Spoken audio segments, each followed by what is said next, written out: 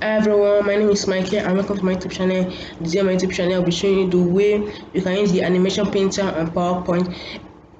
An animation painter is like the format painter on PowerPoint and on PowerPoint. So the format painter is available for PowerPoint, Microsoft Word, and Microsoft Excel. But the animation painter is available just on Microsoft PowerPoint. So today guys, I will show you the way you can use the animation painter. So just follow along.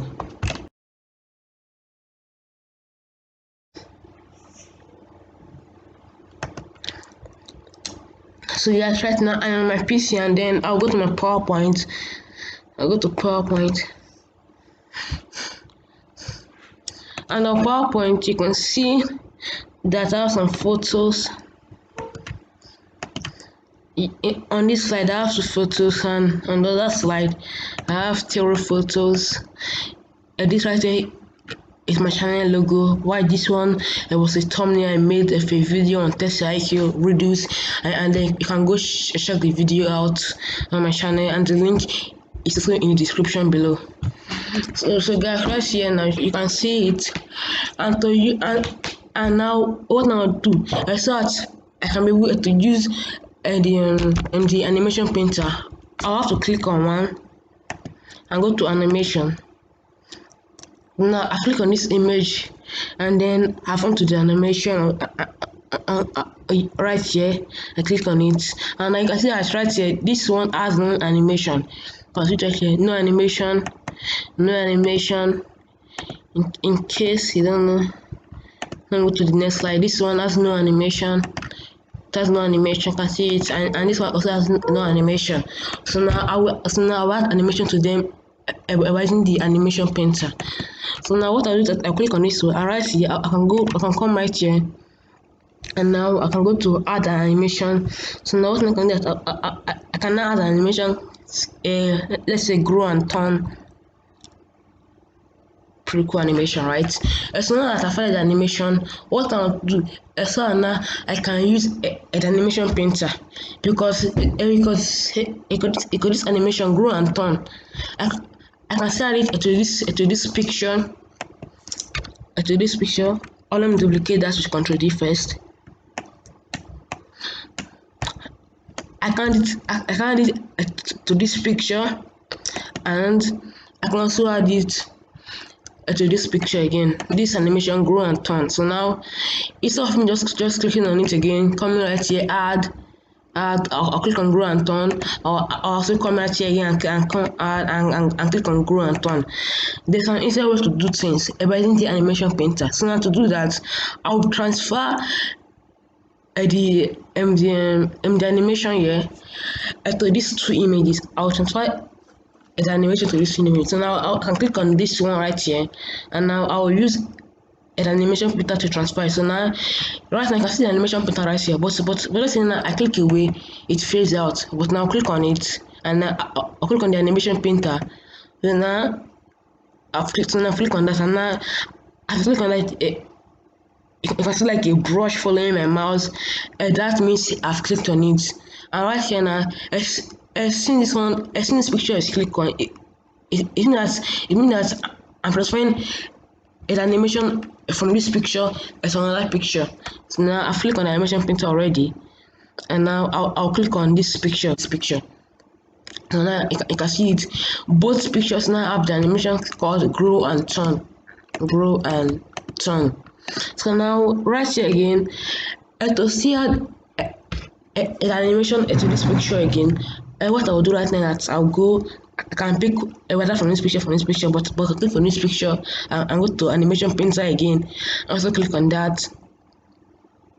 So now guys, I'm trying you guys a relevant question again because now I guess I think that if there's a if I click on this picture and then I click on animation painter and then I transfer it to here and then I transfer it to here, you see that it goes, that the brush on my mouse goes away. That means it has stopped animating with the animation painter. So now I also transfer it to here again, to this picture again. I still have to go back to this picture and click on the animation printer and transfer it to here. But guys, there's an easier way, and then I'll show you guys the easier way. So now I'll click on this. I'll put no animation for this. None. Go again. Put none. And so that I can show you guys the easier way to do things with animation printer. So now what I want to do is that I want to transfer an animation here to these two pictures at once. I have to transfer it here again. I'll go back to this. I'll go back to here the animation printer again. I'll click on that and of course transfer it to here again. I can do it once. Now to do that, I'll click on this and I'll click on add animation, and I can also add the wheel animation, entrance animation on the wheel. I can add that, and then I've added a picture right here. I'll click on it, and now what I'll do for now is that I'll now double click on the animation, painter. So now I'll double click on that, and now you can see right here my mouse is with a brush. So now I'll click on this picture so I can transfer the animation here to this picture. I'll click on this picture so that you can transfer, and right now you can see that the brush still remains with my mouse. It doesn't go away like the previous one because I double click on it. So now I can also click on this picture, and now you can see it right there. So now for the brush to go away, I can simply press my escape key right here, and now you can see that the brush has gone away. So now guys, you can see that I've added animations to each picture. You can see it right here. I've added animations to each picture. So guys, one more thing again. I'm sure you guys am having another question, whether I can transfer an animation on one slide at another slide. Yes, you can do it. We simply click on this animation again, and then what I'll do right now that I will click on this animation printer again. I'll click on that, and now you can see my mouse with my brush. So now I'll now click on this slide right here, and now I'll click on this picture, and I've transferred animation from this slide to this other slide, and now you can see that this picture now has an animation. And guys, and one more thing again. Let's see this picture, Mike's text. I'll go to animation again, and I'll go and add an entrance animation like bounce, and I go and add an exit animation again, exit animation like wheel. So guys, let's preview that again. So now preview the image. This one right here, I want to preview. So now you can see my logo right here. It's bounce, and then it goes out with wheel.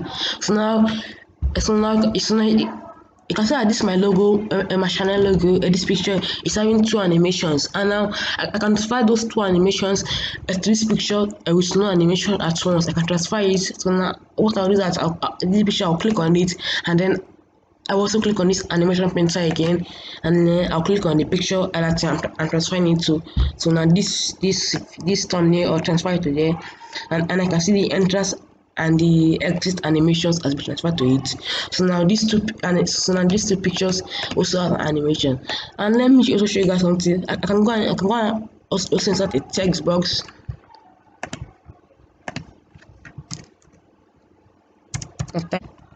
I can also transfer animation from picture to write up. Let me show you guys that.